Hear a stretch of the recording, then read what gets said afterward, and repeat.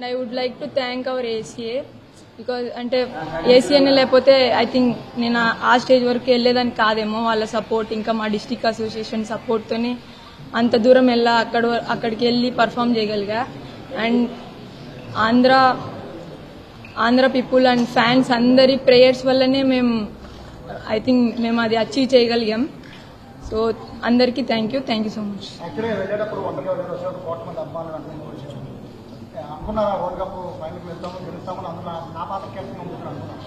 Sir అంటే just నేను నా స్ట్రెంగ్త్కి చేసినాను సార్, అంతే. నాకు ఏదొచ్చో అది చేసినాను అంతే. నేనేం ఎక్స్పెక్ట్ చేయలేదు రిటర్న్లో. అండ్ యాజ్ ఎ టీమ్ మేము ఎప్పుడు అనుకునే వాళ్ళం sir, we want to play finals. మొత్తం టీం అంతా రిలాక్స్డ్ గానే ఉన్నాం సార్, ఏం వి డిడ్ంట్ ఫీల్ ఎనీ ప్రెషర్.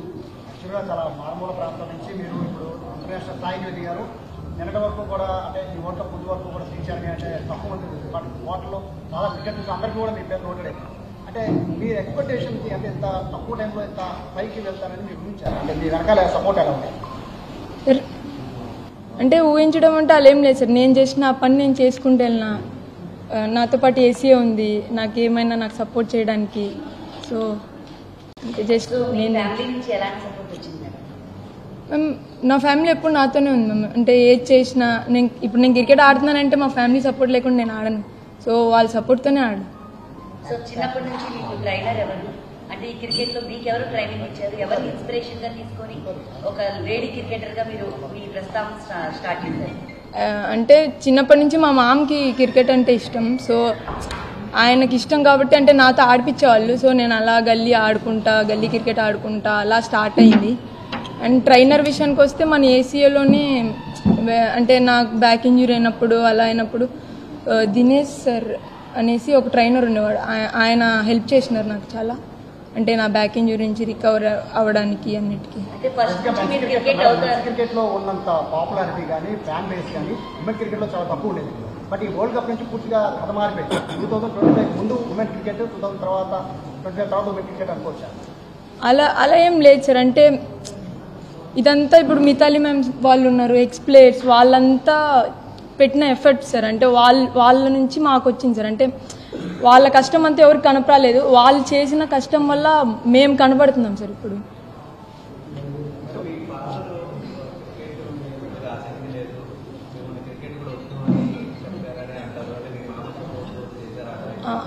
అలా ఏం లేదు సార్. అంటే మా డాడీకి టైం పట్టింది సార్ నేను క్రికెట్ ఆడడానికి యాక్సెప్ట్ చేయడానికి ఆ డెసిషన్ని. అంటే ఇది టీమ్ స్పోర్ట్. సో దాని ముందు నేను అథ్లెటిక్స్ చేసేదాన్ని. సో అందుకు మా డాడీకి టైం పట్టింది. అలా ఏం లేదు, మా డాడీ సపోర్ట్ అంతే సార్. టైం తీసుకున్నారు, ఒప్పుకున్నారు అంతే.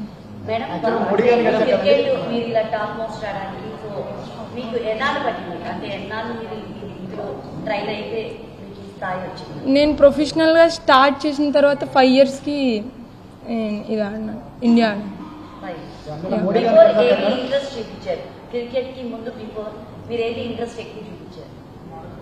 నేను ఖోఖో ఆడేదాన్ని మ్యామ్, దాని ముందు అథ్లెటిక్స్ చేసేదాన్ని.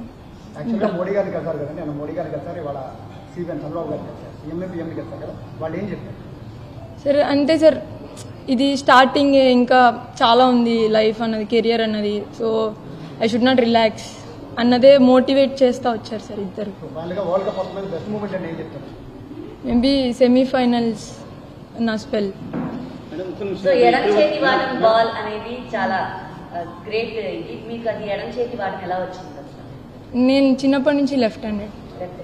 యా ఇప్పటి వరకు చూడని అప్రిషియేషన్ అప్లాజిక్ వచ్చింది. నెక్స్ట్ కెరీర్ చాలా ఇంపార్టెంట్. ఎలా ఫోకస్ చేయబోతుంది నెక్స్ట్ కెరీర్? అంటే ఎక్స్ట్రా ఏం చేయను సార్. ఇప్పటి వరకు ఏం చేసుకున్నానో అదే చేసుకుంటూ వెళ్తాను సార్. అంటే రిలాక్స్ అవ్వండి. జస్ట్ ఏం చేస్తున్నానో good things I will repeat.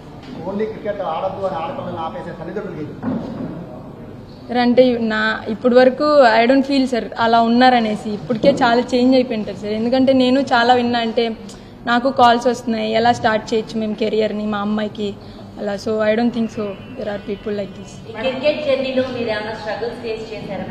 ఎలాగా వీటిని అన్నిటినీ దాటుకుంటా ఈ స్థాయికి వచ్చారు? అంటే నా క్రికెట్ జర్నీ కొంచెం స్మూత్గానే సాగింది. నేను ముందే చెప్పాను మీకు నాకు ఏసీఏ తోడుంది అనేసి. సో ఏసీఏ నాకు ఎప్పుడు తోడుగానే ఉంది ఇప్పుడు. సో నాకు అలాంటిది ఏం లేదు మ్యామ్. మేడం సీఎం గారిని రాష్ట్రపతి గారిని మీట్ అయ్యాము చాలా తక్కువ మంది వస్తుంది ఎట్లా మీరు వాళ్ళతో మీట్ అయ్యారు ఆ ఇంట్రాక్షన్ ఎలా అనిపించింది? గుడ్ సార్, అంతే. లైక్ ఎవరైనా సరే సార్ మమ్మల్ని మోటివేట్ చేయడానికే చూస్తున్నారు. సో లైక్ వాళ్ళ దగ్గర నుంచి మేము చాలా కొత్త కొత్త విషయాలు నేర్చుకుంటున్నాం. So happy. So PM sir ఏమి అంటే మేమే అడిగాం మ్యామ్ పిఎం సార్ని. సో అంటే మీరు ఎలా అంత యాక్టివ్గా ఉంటారు ఏంటి అనేసి. సో సార్ చెప్పారు లైక్ ఆయన ప్రెజెంట్లో ఉంటారు. So we also want to try that only.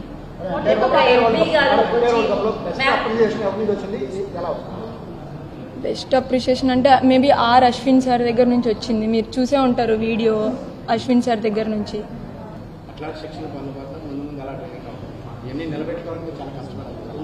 Sir అలా ఏమి ఉండదు సార్. అంటే ఇంతవరకు నేను ఏం చేశానో నేను అదే చేయడానికి ట్రై చేస్తాను అంతే. అంతమించి మిగతా అంతా నా చేతుల్లో లేదు. నేను చేయడానికి ట్రై చేస్తాను, మిగతా అంతా దేవుడి చేతుల్లోనే ఉంది. So I try my best.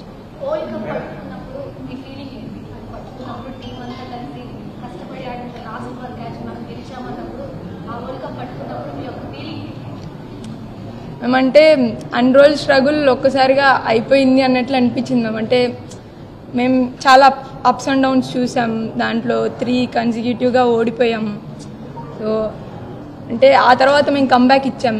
So it felt like అందరికీ ఖచ్చితంగా అందరం ఏడ్చాం ma'am. So like it was the biggest moment in our lives, నా లైఫ్లో.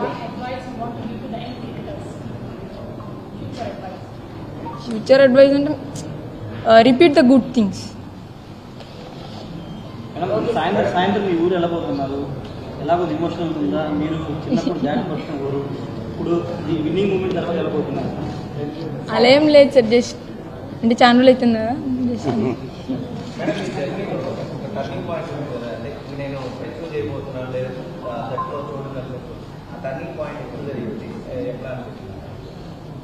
సార్ అంటే మేబీ WPL ఆప్షన్ అయినప్పుడు నేను 55 lakhsకి వెళ్ళినప్పుడు మేబీ DC తీసుకున్నప్పుడు నేను అనుకున్నాను సార్, అంటే I got opportunity, I want to prove my self అనేసి.